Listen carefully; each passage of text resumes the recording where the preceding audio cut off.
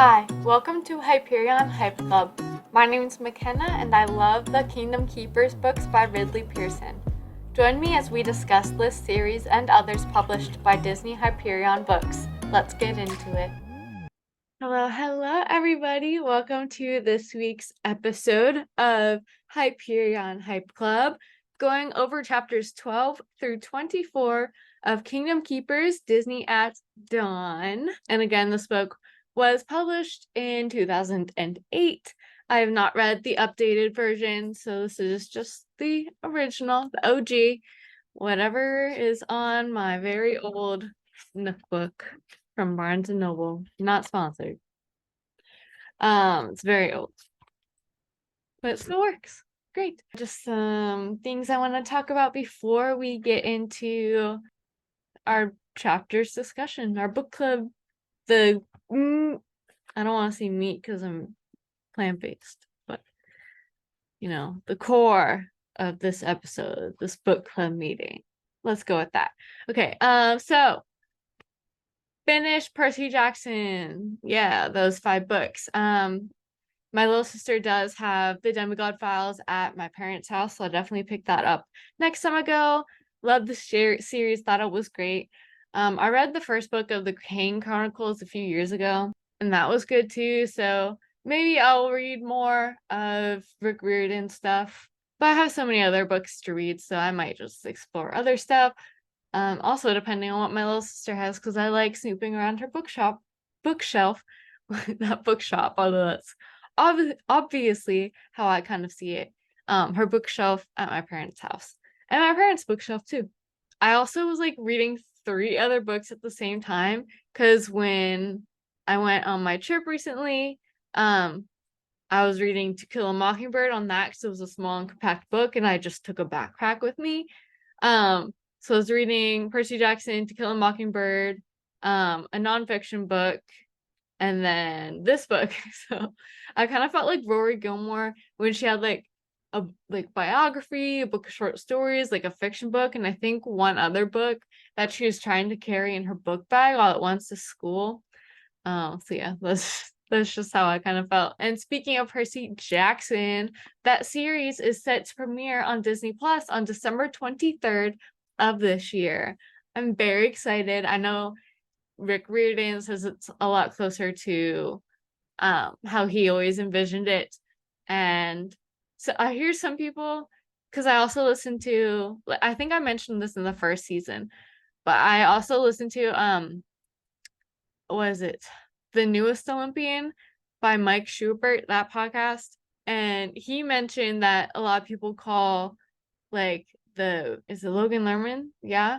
His Percy Jackson, they call that like the Peter Johnson books, like what Mr. D, like how he always calls Percy by the wrong names, and Peter Johnson is a common one. I think that's kind of funny. And then speaking of my trip, so I loved my solo trip from Guatemala. I got home a week ago. Did I say from Guatemala? To Guatemala. I have recorded a recap podcast episode of that for the podcast my sisters and I do called Long Distance Sisters. I always leave a link to it in the description, so definitely feel free to check out that podcast, even if it's just for that episode. But maybe that episode will get you hooked more, and you can also learn more about me in that podcast if you feel like it. We also talk other Disney stuff and just a wide range of topics, just like sisters being sisters. I also recorded some of the trip, so I will leave I always leave a link, I think, to my more personal YouTube channel. I'll definitely leave a link below for that if I don't normally. And I'll post the videos up there for my Guatemala trip. It should be, I feel, at least 2 videos. But yeah, I went to Flores and Tikal, loved it, definitely recommend it.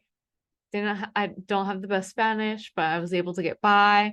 Yeah, and it was just me. So if you're interested in solo travel, especially as a female or in Central America, what I did, I definitely went into logistics, especially on the podcast. Just check out all the links below, and I would appreciate the support.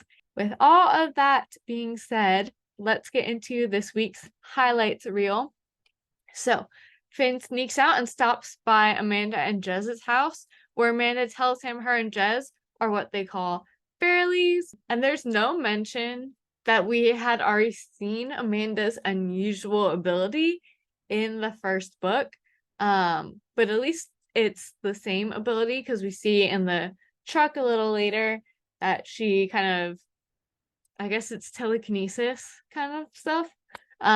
She could push other people around. I'm sure she could push objects around too, if I'm remembering correctly. And then it seems like Jez's ability, which is like the whole dreaming the future thing, Jez's ability is likely why the Overtakers kidnapped her. And the sketch is introduced to the characters of this book. So the sketch we go over after we're done with the highlights reel, and that is right before chapter 1 in this book. Okay, so I'll touch on some bat stuff later, but there's a bat following them around. Turns out to be Maleficent's spy. Okay, so the Keepers plus Amanda are sneaking into DAC with the help of the Dapper Dan cast member that Wayne works with and, knows about them. Then they go into DAC costuming and they try to catch the bat. Maybeck encounters loads of birds on the way to take the bat to the bat enclosure in Maharaja Jungle Trek. And there's like a whole bird attack, and like a monkey snatches away the bat pillowcase, like the pillowcase they're carrying the bat in. So Maybeck chases the monkey, and we find out that the bat was a spy for Maleficent, and she was hanging out in the cool indoor space of the Asia monkey habitat. Okay, and then Philby and Finn are entered a room with lifelike, like in progress or in repair audio animatronics and animal cages for the animal DHI idea, which I think that idea is so cool, by the way, to get to walk around with lifelike animal holograms. It would give people a better connection to the animals, and then that leads them to feeling more inspired, and they tend to take more environmental actions from there. So I think that would be a great idea. Disney, take notes. Okay. Ridley Pearson knows what's up. I love his creative mind, and this is just one way he expresses that, and I think it's so cool. Okay, so Philby, Finn, and Amanda do a little sketch debrief, which I'll obviously go over shortly when we go over the sketch. Willa goes out onto Kilimanjaro Safaris, and she was chased by what ended up being a dragon. She finds herself like in a tree stump, which inside of like a feeding station tree stump, not an actual tree stump, obviously. And she finds Change Rob sketched inside of it, because they're going to check that out, because they're thinking that might be one place away from guests and cast members, kind of. Although it's a feeding station, so cast members will go there. But one idea of a place where Jez could have been. So obviously seeing Change Rob sketched in there, I was like, okay, Jez was here at some point. So to go over the sketch now, let me pull it up. Okay, so for the sketch, like I said before, the characters were introduced to the sketch in this section. So bats up in the upper left-hand corner. We mentioned last time that Chernobog is bat-like, but there was a super big bat with blue iridescent cells following Finn and Amanda. That's the bat they thought was Maleficent, since she can change into any kind of animal, but it turned out to be a spy for Maleficent, so not that great. Okay, so I must have missed the monkey. I see it here now, kind of on the left-hand side. So obviously the monkey snatched the pillowcase away from Maybeck, and Maleficent was hanging out in the monkey habitat. They also mentioned a backwards word, like it was stamped that way. I don't see. Is it like this thing right above what I imagine is Charlene's head? I'm not quite sure. But yeah. They also, when they're going over the sketch, so they mentioned that backwards word. If anyone sees it, please tell me. Because, like, I have no idea what they're talking about. And then they also mentioned there being a tiger, a gorilla, and then something that looks like a bowling pin, like an upside down bowling pin. I don't see really what they're talking about.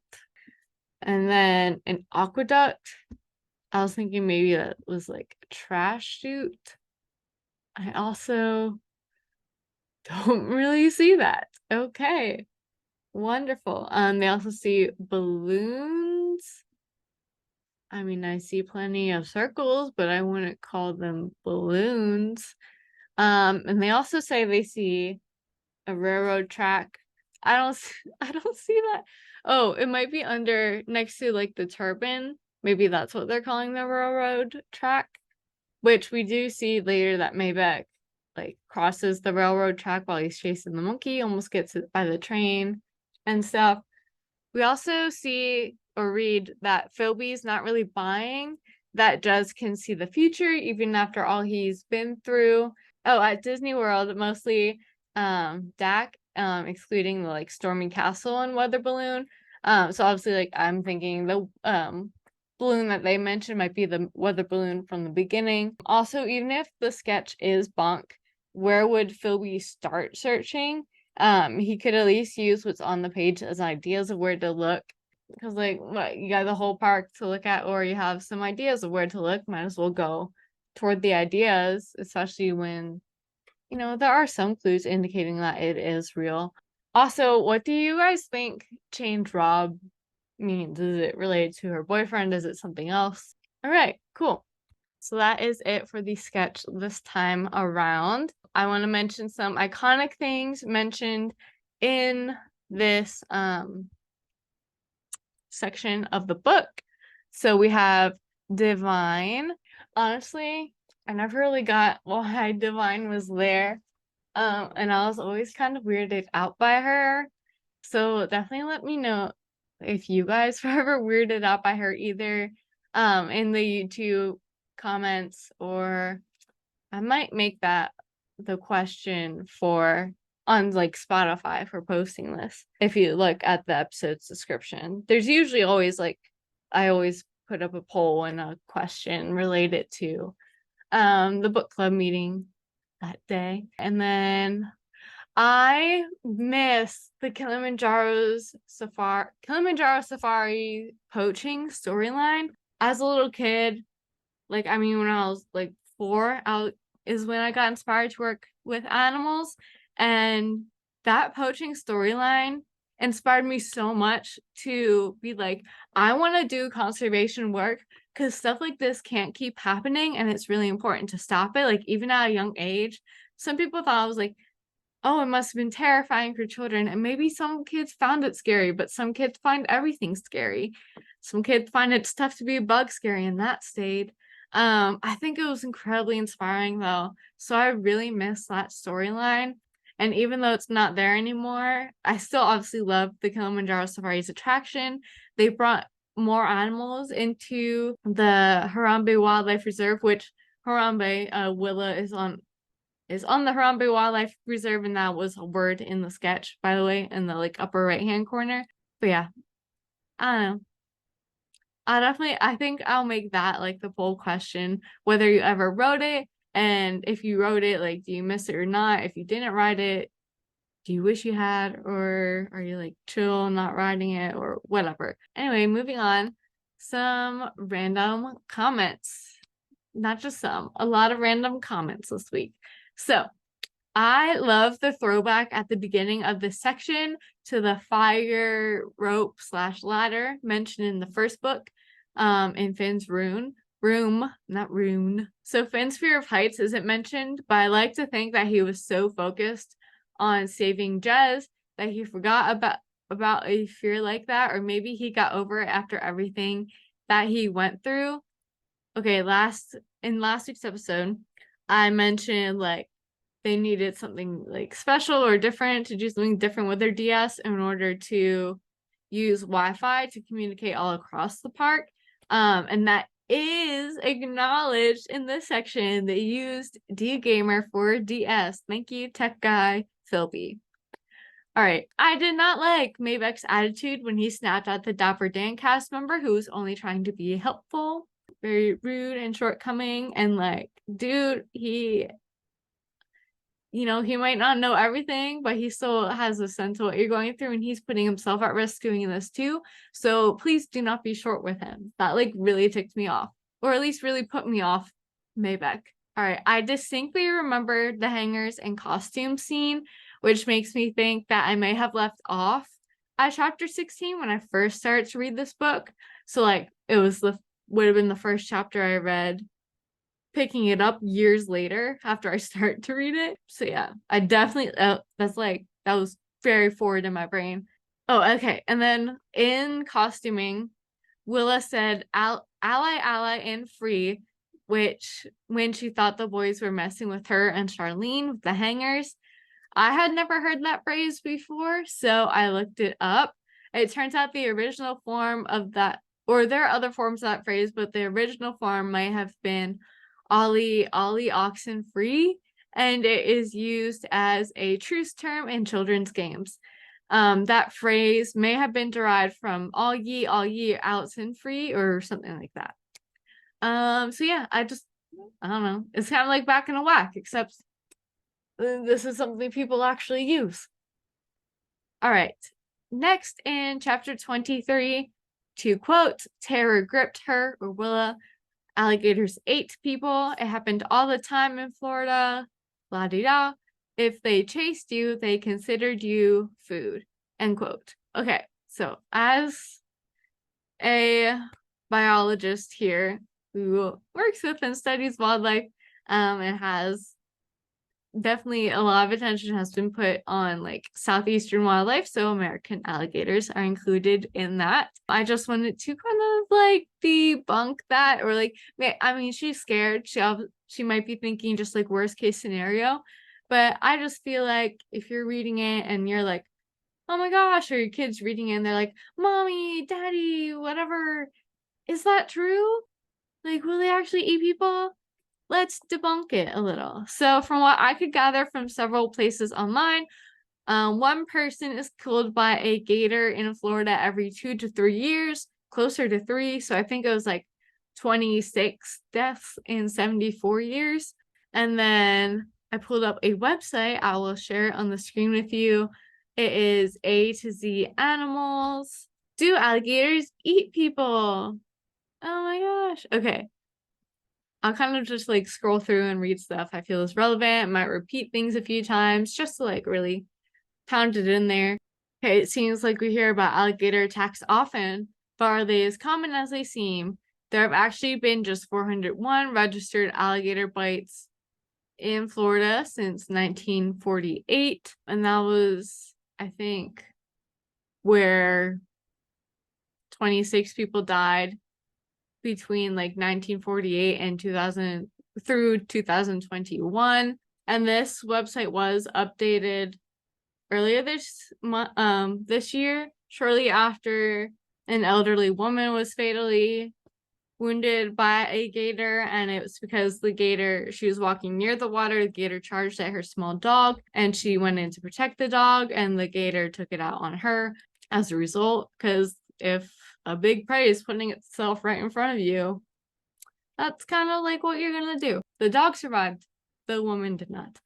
But yeah, so that is like 6.25% about 6.5% of alligator attacks are fatal, and it's very rare that it's going to happen, like you're going to be attacked in the first place, so you're actually going to die from that attack, even less so.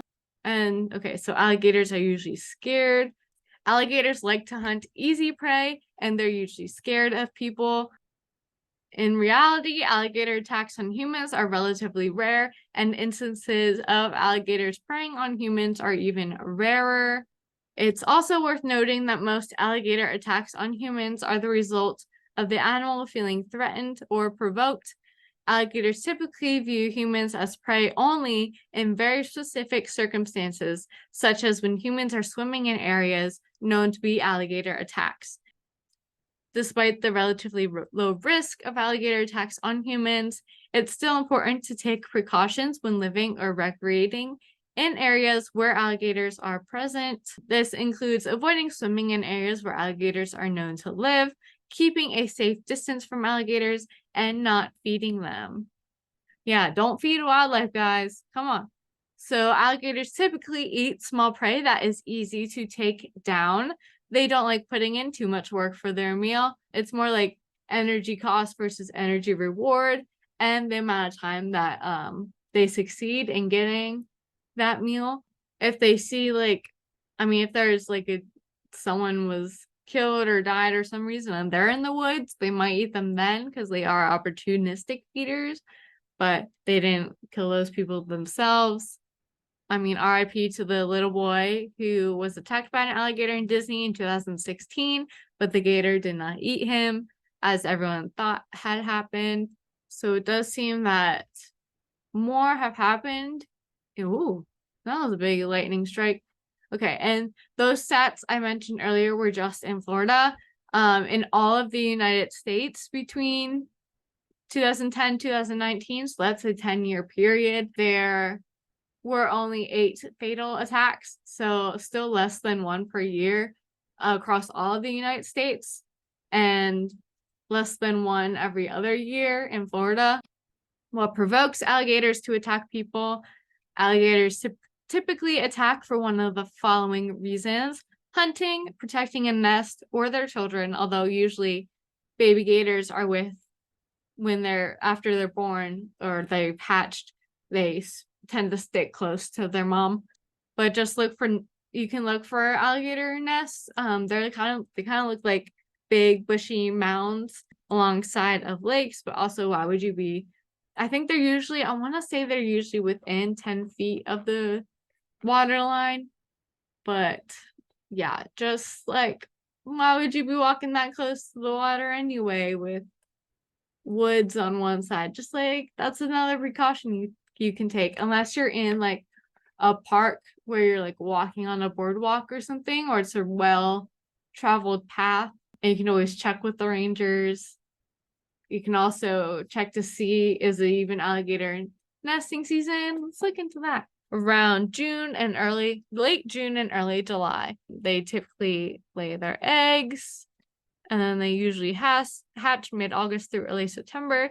So unless you want to be walking around a park in the middle of summer in Central Florida, or anywhere in Florida, or anywhere else really, when it's hot and you sweat and you're not on a boardwalk or anything and there are bugs around, I'm fine with that, but just take your precautions, know the nesting season. And if it's not nesting season, you don't have to worry about the nest.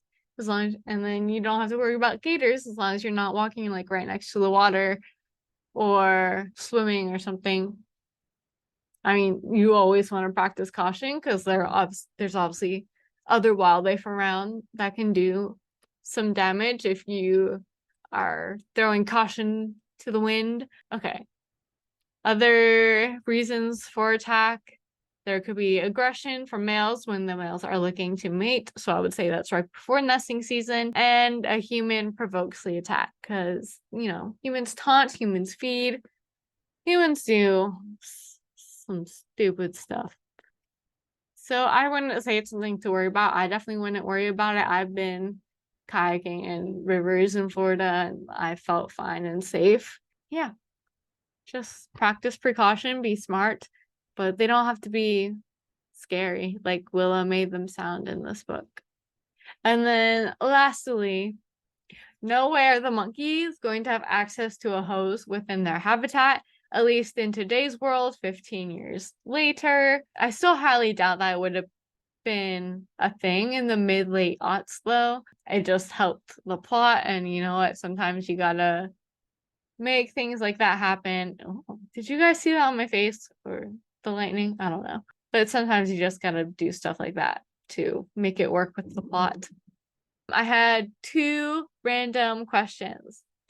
So in the first book, how did Amanda get park tickets? She said a parent of hers worked in the parks, but now we know that her and Jez have been living on their own in the abandoned church. So how did she get that? She didn't sneak in. She just went in the front with Finn. I don't get it. Okay, and then does anyone else? This is a question for you guys, not about the book. Really? Does anyone else yawn when characters yawn? Because obviously these guys are tired. They're probably going to do some more yawning in this book. But at least when I picture it in my head, I yawn right along with them, and I'm trying to suppress a yawn right now. Okay.